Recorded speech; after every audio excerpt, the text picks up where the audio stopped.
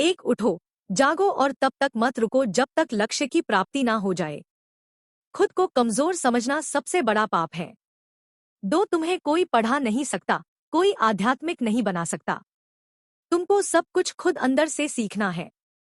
आत्मा से अच्छा कोई शिक्षक नहीं है।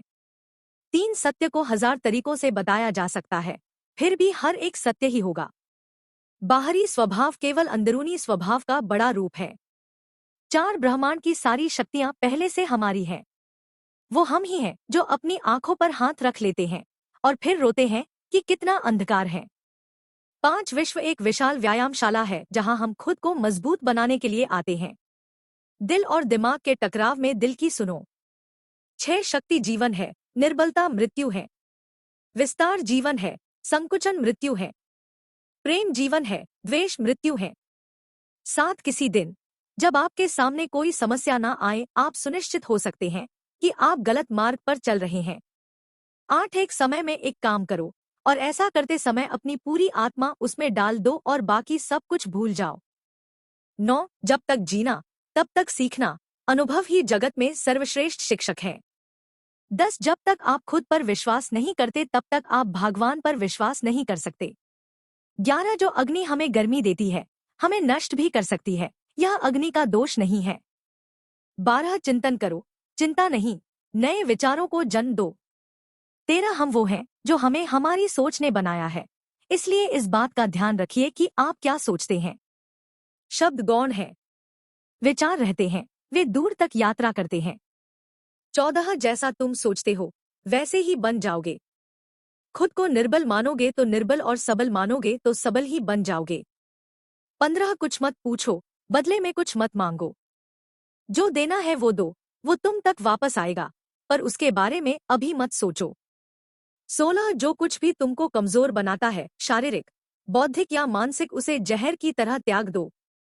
17, तुम फुटबॉल के जरिए स्वर्ग के ज्यादा निकट होगे बजाय गीता का अध्ययन करने के। 18, वेदांत कोई पाप नहीं जानता, वो केवल त्रुटि जानता है। और वेदांत कहता है कि सबसे बड़ी त्रुटि यह कहना है कि तुम कमजोर हो, तुम पापी हो, एक तुच्छ प्राणी हो और तुम्हारे पास कोई शक्ति नहीं है और तुम ये वो नहीं कर सकते। 19, किसी की निंदा ना करें। अगर आप मदद के लिए हाथ बढ़ा सकते हैं तो जरूर बढ़ाएं। अगर नहीं बढ़ा सकते तो अपने हाथ जोड़िए, अपने भाइयों को आशीर्वाद दीजिए और उन्हें उनके मार्ग पे जाने दीजिए। 20, यही दुनिया है, यदि तुम किसी का उपकार करो तो लोग उसे कोई महत्व नहीं देंगे, किंतु ज्यों ही तुम उस कार्य को बंद कर दो वे तुरंत तुम्हें बदमाश प्रमाणित करने में नहीं हिचकिचाएंगे।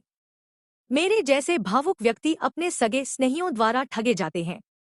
21, सच्ची सफलता और आनंद का सबसे बड़ा रहस्य यह है, वह पुरुष या स्त्री जो बदले में कुछ नहीं मांगता।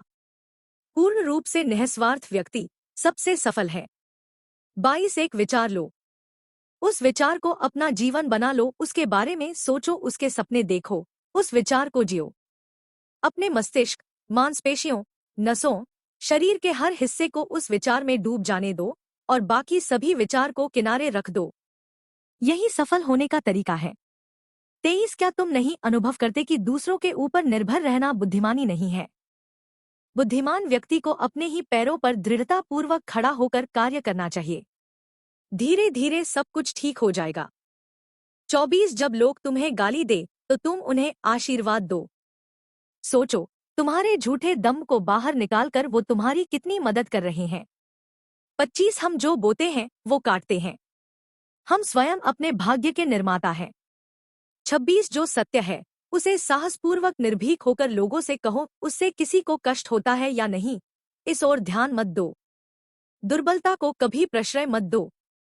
सत्य की ज्योति बुद्धिमान मनुष्यों के लिए यदि अत्यधिक मात्रा में प्रखर प्रतीत होती है और उन्हें बहा ले जाती है तो ले जाने दो, वे जितना शीघ्र बह जाएं उतना अच्छा ही है।